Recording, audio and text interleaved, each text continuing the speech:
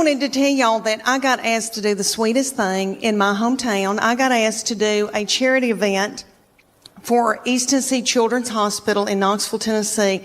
And it was a local Dancing with the Stars for local celebrities. And I'm a big deal in Knoxville.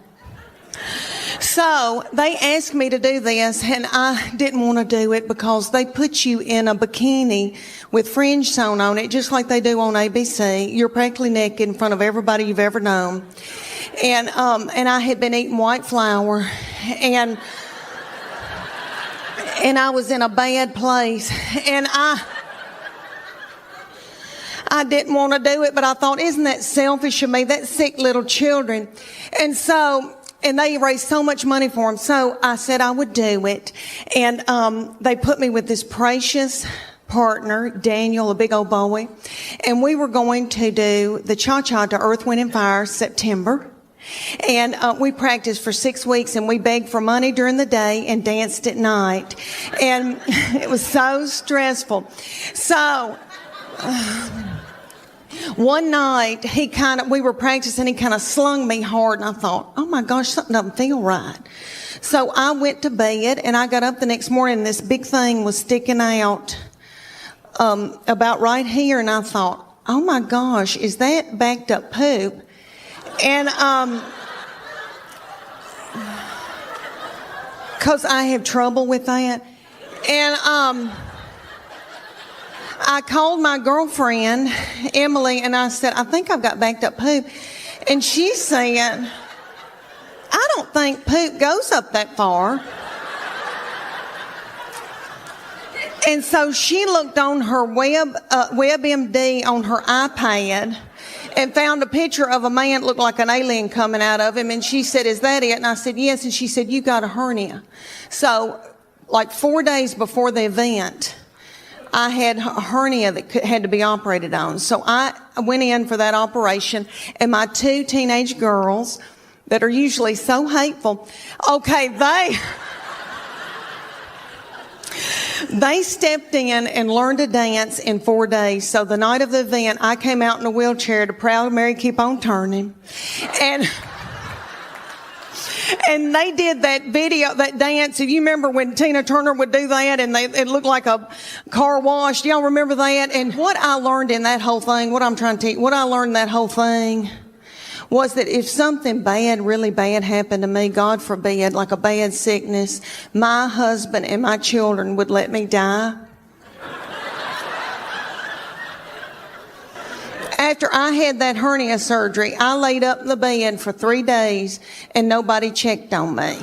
Okay, y'all, my middle one that lives here in Chattanooga has always had a lot of suitors coming around and wanting to date her. And she had this one, and he was I wouldn't say an Eddie Haskell, but he was a schmoozer. Like he knew he was a player, okay? Their daddy's not a player, okay? My husband, he doesn't chat. Like he vacuumed out my car when he was dating me, and he bought my cigarettes, so that's how we started. But anyway,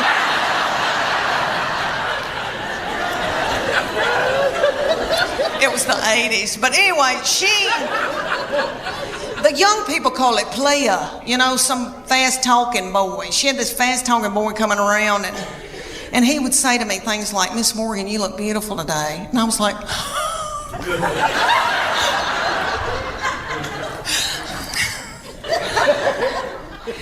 can I make you a casserole?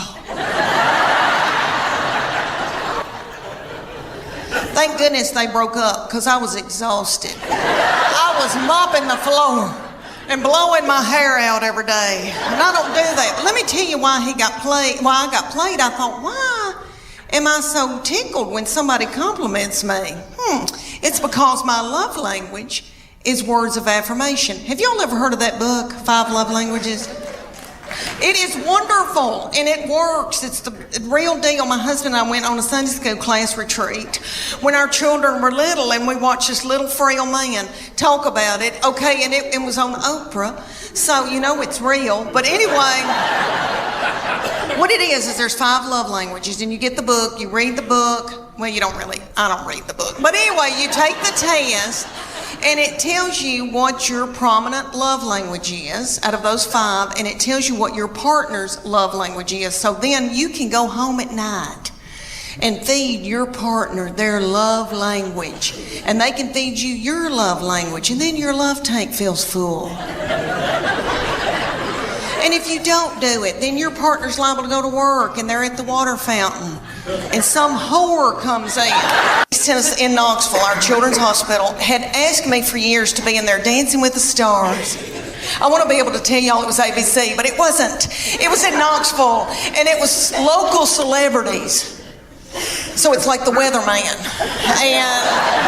and Phil Fulmer if he didn't have a knee replacement, and you know, people like that. So they had asked me, there's not many celebrities, so they had asked me, and I said, well, I've been eating white flour, and I'm in a bad place, and I don't know. Because they make you wear a bikini with fringe sewn on it, like ABC. You wear outfits like that, so you're practically nude in front of everybody you've ever known. So I said, this is for little children. This is the least I can do. So they put me with a big old boy that was my partner. He was a doll, and it was very stressful. You had to learn a dance. In 6 weeks, you had to learn a dance. You practiced at night, and then you begged for money during the day. It was a lot. And we were going to learn the cha-cha, to Earth, Wind, and Fire, and I was going to kill it. Well, one night, he kind of flung me hard, and I thought, oh, something popped. And something doesn't feel right. The next morning I woke up, and there was this big bulging thing about right here. And I called my girlfriend in Greenville, Tennessee, and I said, I think I've got backed up poop. And she said,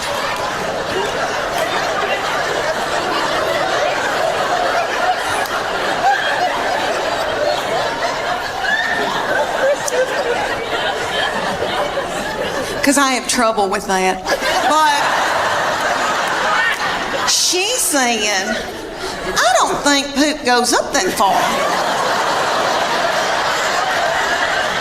And so she looked on her iPad on WebMD, but she sent me this picture of this man looked like an alien coming out of him. She said, is that it? And I go, that's it. She goes, you've got a hernia. So I went to my doctor, and they said, we can't push this thing back in. And so the thing was in 5 days with the Children's Hospital, and I didn't want to let them down. And I thought, Lord, what are we going to do? And my girls stepped in and learned a dance in 4 days. Bless their hearts, and they're practically nude. And they had to wear all that too. And I came out in a wheelchair to Proud Mary. I'm trying to adjust to just being with their daddy. And so I bought him tickets to go see Def Leppard and Journey. Woo! Okay, let me tell you. Have y'all been to concerts lately with old people that are older than I am? Okay. We went, and I thought, oh, we're going to have a fun date. And I said, where are we going to go out to eat? And he goes, I don't have time for that. It was on a weeknight. So he went to the Pilot and bought himself a tall boy. And I think that's what it's called, and an egg salad sandwich from the Pilot.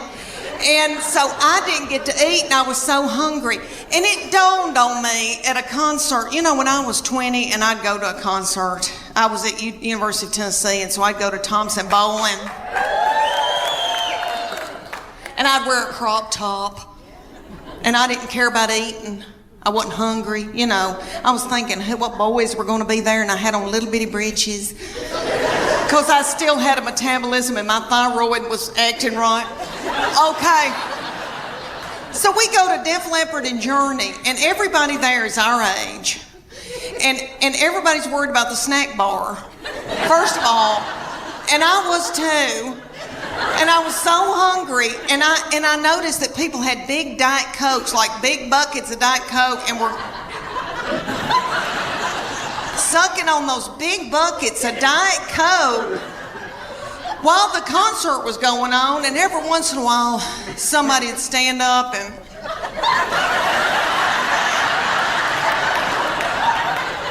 and then they'd sit back down.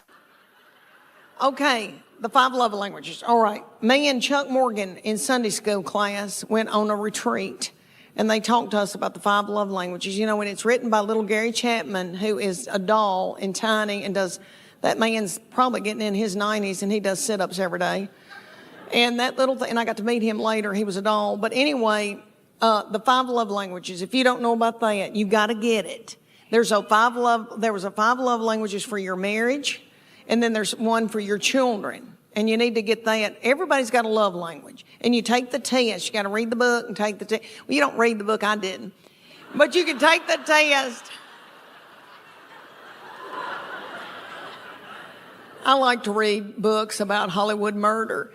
So, anyway, you take the test, and then you can, and your husband takes the test, and you find out what his love language is, and he finds out what your love language is. And if you find that out, then you can feed them their love language. And then, so I can feed Chuck Morgan his love language, and then his love tank fills full. If I don't, he could go to work and be at a water fountain, and some whore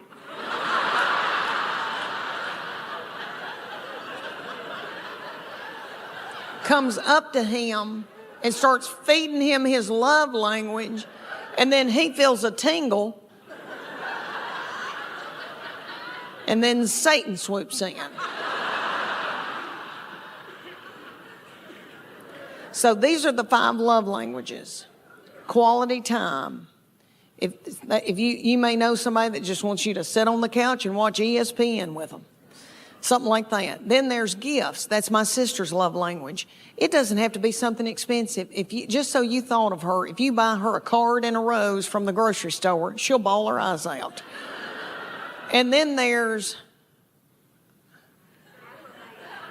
words of affirmation. That's mine. But, physical touch. Physical touch, which I know every woman in here is like, that's my husband. Physical touch. But it's not that kind of physical touch. We're talking about the physical, when you know people that just want to hug you and squeeze on you and all that all the time. That's their love language, is physical touch. But women think, that's my husband's, and he's on me like a duck on a June bug. But that's not the...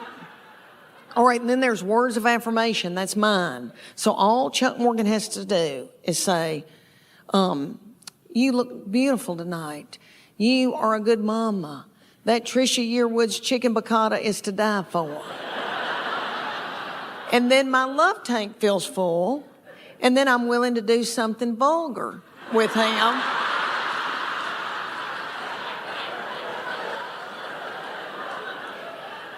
And then he gives me money to get my hair highlighted.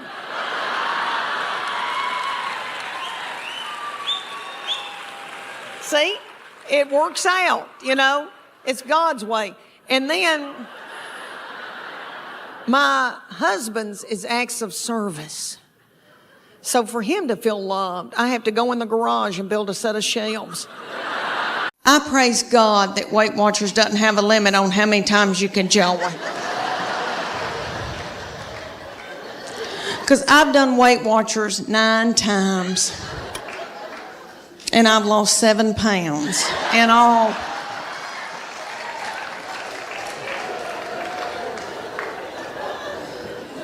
It's because I don't follow it. And I know it works. I really do. I know it works, but I go more for the comedy at the meetings. I don't know if y'all have ever been to a Weight Watchers meeting, but it is so funny. Okay. But like everybody comes up with recipes. Like the other day, we were there. And a woman goes, okay, if you put a teaspoon of cocoa and an egg white and put a dollop of water in it and pray over it and put it in the microwave, you've got chocolate cake.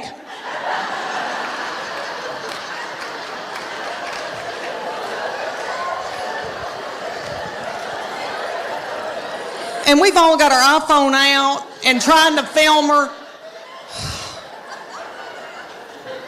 And then somebody will get up and they'll go, oh my gosh, y'all, there's fat-free chocolate mint ice cream, but you can only find it at the Harriman Walmart. And people start throwing chairs and like running in a panic. This is what I figured out about myself. Okay, I eat, and I think it's because I'm from sweet country farming people. We value our children and what we've grown to eat and what we've killed. So my people use food for everything. If you're happy, if you're sad, if whatever. I mean, a celebration, woo, okay. And I know I've done that, and I know that I eat emotionally, but I never wanted to ride around in a minivan on dope or alcohol with little children in the car. I didn't want to drink whiskey, so my kids would get to fighting, and my husband would say something hateful like, "What have you done all day?"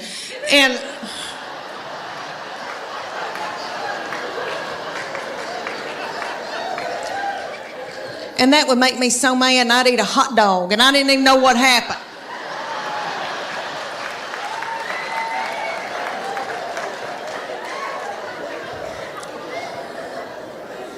But Weight Watchers has a point system. So say you get like 23 points out of the day, and you got to go within those points, and they'll say, fruits and vegetables are free.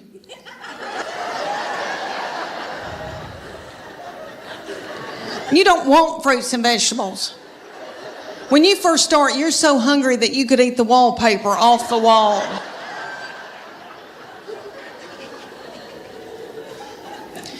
A chicken breast is 3 points. A Snicker bar is 12 points. That's what you want. I've been known to be in the closet turning a lamp on and off, eating a sleeve of Chips Ahoy cookies.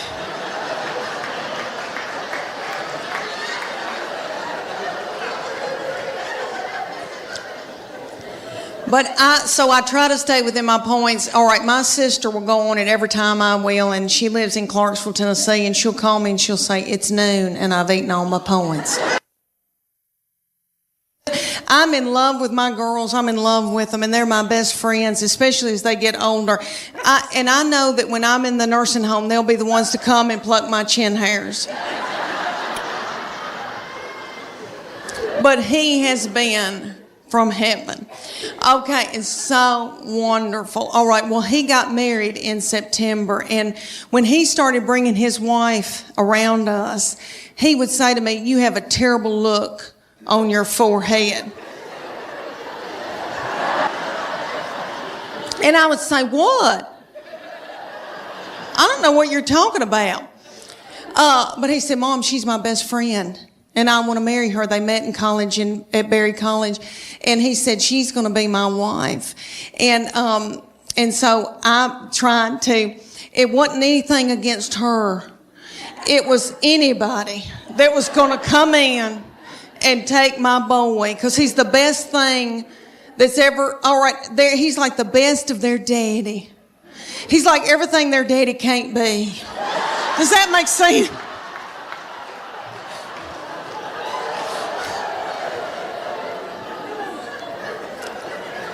So right before the wedding, he's saying, Mom, she is my immediate family now.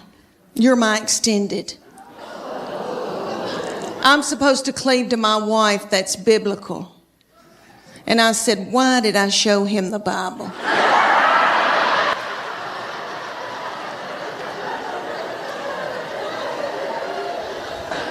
But they had a beautiful wedding, and really, when I got in there and the Holy Spirit was there and God was in it, and I knew they were supposed to be together, and I love her. I mean, I love her. She's like another daughter to me now. And but I was freaked out But everything is okay now. And then I got to thinking, how psycho am I that I want to keep him forever and have him live in the basement and be a weirdo? You know, that's twisted. So I was able to let him go. And I love her. She's like another child to me.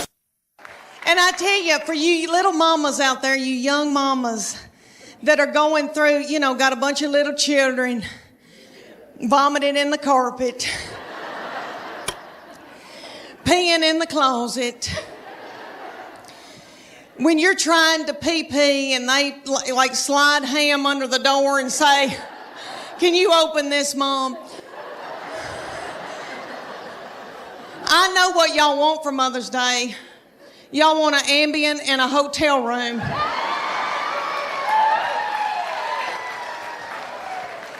I hope y'all get it. I hope y'all get it. When you get to be my age, and I'm 51 years old, honey, you beg your little children to come home and be up your butthole. I beg them and try to hold money over their head. All right, but they're all home. I'm so thankful, so grateful. Okay, y'all, we got a big night ahead of us. Y'all are precious. I want to talk to y'all about, because I am 51 and going through hormonal changes.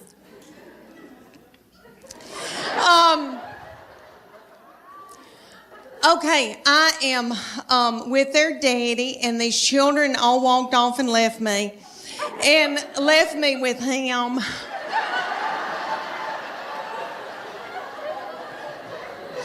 And he's so not fun.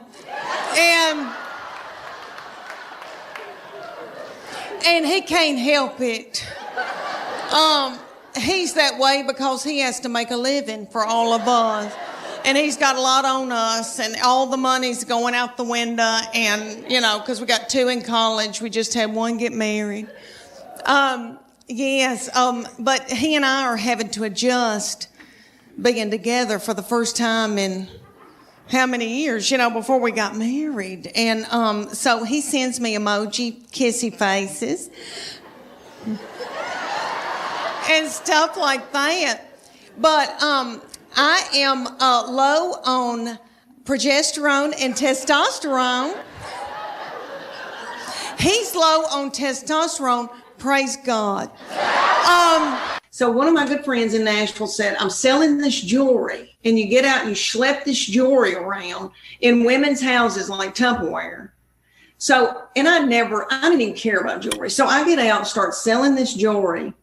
And instead of talking about jewelry, I talk about breastfeeding and hemorrhoids and how my husband doesn't wake up when the baby's crying and all that. I kind of developed an act. And women thought I was funny. And one night somebody peed on a couch, Charlie. And I thought then, I've got something. And I had always loved comedy. My husband and I had been on a trip. Wait.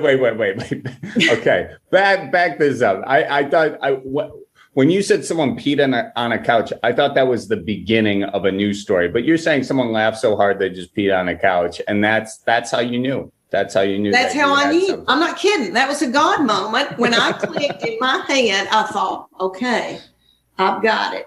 Because I'd been thinking all this time that I'd not been doing anything. Always in my heart, I thought I'm going to be doing something. And I'd always loved comedy. I knew I was funny. I knew I could tell a story. But, you know, when you come from a little country town and then, you know, everybody takes a traditional bath and you go to college and everybody expects you to be a certain, I just did not know how and I didn't know when, but I knew I was still going to do it. Yeah. And so my husband and I had been to the Comedy Store on a trip in LA. Mm-hmm. And I watched them. Dom Herrera got up. I'm trying to think of all the people that were there, but it was a wonderful night. And I remember thinking in my head, I can do this. I'm going to be doing this. But I just kept it to myself. And so I start selling this jewelry, and women start booking me so far in advance, like a year in advance, to have these jewelry parties. So I look back on it now, there were no comedy clubs, but it was my own little comedy club in every one of these little houses. And I'd go and put that jewelry out on somebody's kitchen table. And then I'd talk about, you know, breastfeeding, hemorrhoids and, you know, stuff mamas go through. And the company noticed and started asking me to speak at their big things.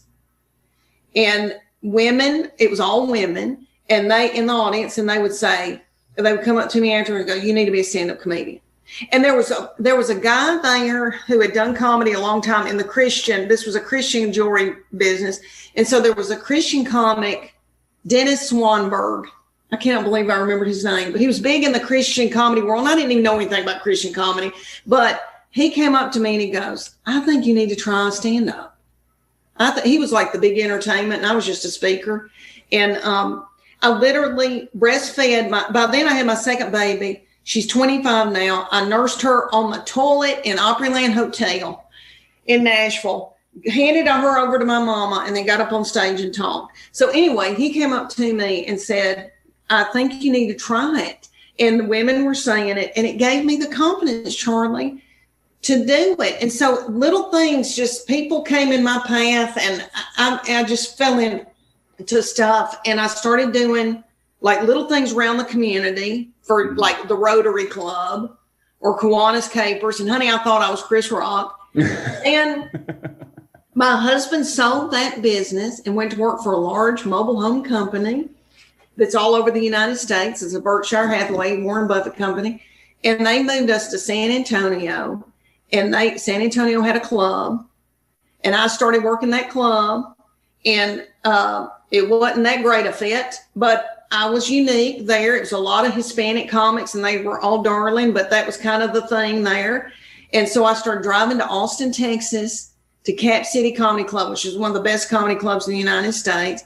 And Margie Cole was ran it for years with Dennis Miller's brother from Saturday Night Live.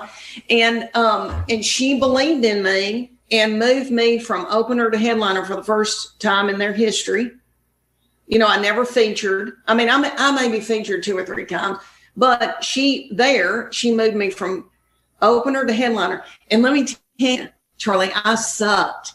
And I had explosive, this is terrible to say, but I had horrible diarrhea all week. I mean, like, I just thought I'm going to have to go to the hospital. I was so torn up and not ready, but she believed in me. And that's how I got started. And that from there, things kind of, I just always was in the game. I wanted to tell y'all that I got asked to do the sweetest thing in my hometown. I got asked to do a charity event for East Tennessee Children's Hospital in Knoxville, Tennessee. And it was a local Dancing with the Stars for local celebrities. And I'm a big deal in Knoxville. So they asked me to do this, and I didn't want to do it because they put you in a bikini with fringe sewn on it, just like they do on ABC. You're practically naked in front of everybody you've ever known. And I had been eating white flour, and I was in a bad place, and I didn't want to do it, but I thought, isn't that selfish of me? That's sick little children. And they raised so much money for them. So I said I would do it. And they put me with this precious partner, Daniel, a big old boy. And we were going to do the cha-cha to Earth, Wind, and Fire September. And we practiced for 6 weeks, and we begged for money during the day and danced at night. And it was so stressful. So one night, we were practicing, he kind of slung me hard, and I thought, oh my gosh, something doesn't feel right. So I went to bed, and I got up the next morning, and this big thing was sticking out about right here, and I thought, oh my gosh, is that backed up poop? And because I have trouble with that. And I called my girlfriend, Emily, and I said, I think I've got backed up poop. And she said, I don't think poop goes up that far. And so she looked on her WebMD on her iPad and found a picture of a man that looked like an alien coming out of him. And she said, is that it? And I said, yes. And she said, you got a hernia. So like 4 days before the event, I had a hernia that had to be operated on. So I went in for that operation, and my 2 teenage girls that are usually so hateful. Okay, they stepped in and learned to dance in 4 days. So the night of the event, I came out in a wheelchair to Proud Mary Keep On Turning. And they did that video, that dance. If you remember when Tina Turner would do that and it looked like a car wash. Do y'all remember that? And what I learned in that whole thing, what I learned in that whole thing was that if something bad, really bad happened to me, God forbid, like a bad sickness, my husband and my children would let me die. After I had that hernia surgery, I laid up in the bed for 3 days and nobody checked on me. I've got too much estrogen, which evidently makes you hateful and bitter and angry. And so I sweat all night, just like I've done jazzercise in the bed all night. And I wake up, I've got sweat right here in the back of my head. My head just looks like fuzz in the back. And my husband, okay, so I put it on 67, and he says, I can see my breath, and that's a lie. But he's having to wear pajamas for the first time in our marriage, and we've got 2 beagle hounds that we're in love with because his children are gone. And so we've got a big one, and he takes the big beagle and spoons the big beagle at night.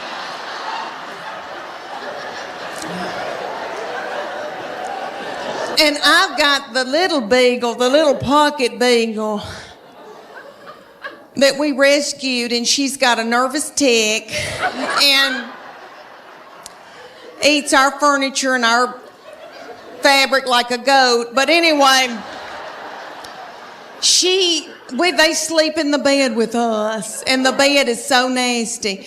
Okay, so the little beagle, so he's spooning the big one. The little beagle backs her little butthole up to my head.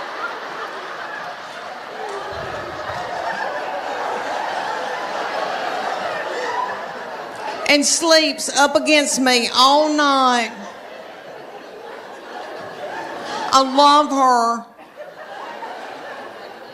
And in the morning, I can hear my husband when he gets up, he's kissing that big beagle and he's going,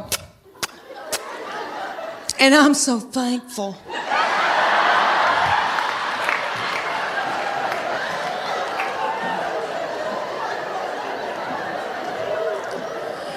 The only thing about having them in the bed, really, is I tried those eyelash extensions. I paid a lot of money for those, but beagle hair would end up in them, and it itched real bad, so I had to let them fall out. But anyway, he came to me in, he was in middle school or high school, and he's very spiritually mature, has always been. I didn't do it. Their daddy didn't do it. God did it. But we call him our little Billy Graham. But anywho, so he was dating a little girl, and he came home, and I said, what y'all been doing? And he said, we've been watching a movie, and we were kissing. I said, oh, that's normal. That's okay. But I said, baby, before you know it, one thing can get out of hand. You got your arm around somebody, and then you got your hand on her leg. Things can get out of control. He looked at me like I was crazy. And he said to me, Mom, I've prayed about this. Nothing like that's going to happen. And I know he meant that. And all I could think of to myself was some of the nastiest things I ever did.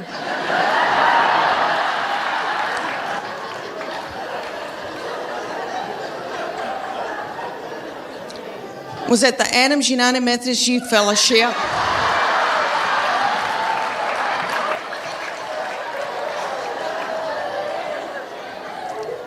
On a hayride. I don't know what it was about hay that set me on fire. I wish it did now. I could get a new purse out of that. Do y'all know what I'm talking about? Youth groups. And we've all, here in the South, we've all been raised in church, you know. Did y'all ever go to a lock-in? What little fool came up with that?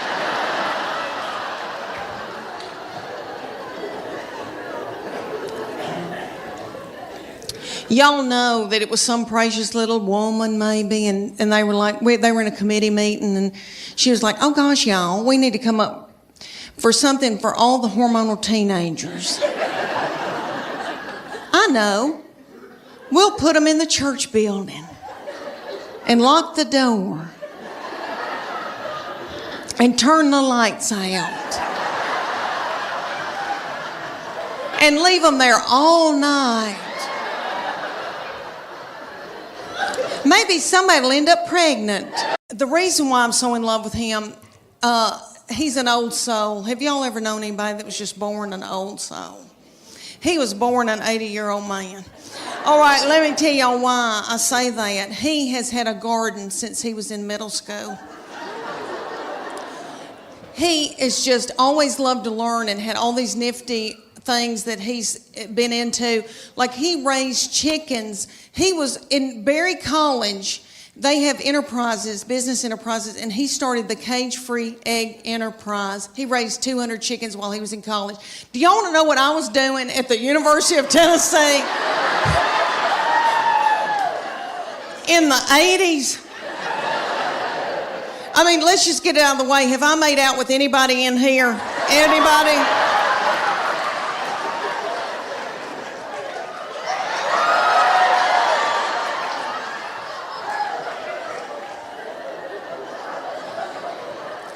I was in terrible sin. And I was down at Gabby's on the Strip. I don't know if any of y'all remember that Sodom and Gomorrah. I was dancing to Prince, but anywho. So anyway, all right, so he had his own garden. He now cans his own food. He can can food. Are y'all listening to me? He loved gospel bluegrass in high school. Honey, that's his favorite music that he loved. So I brought him to Dr. Ralph Stanley. I don't know if y'all remember Dr. Ralph. He just passed away, 90-something years old, godfather of Mountain Soul. I brought my son to the Bijou to see him. They propped little Dr. Ralph up on stage. Looked like he had a permanent. Almost threw my panties at him because that's what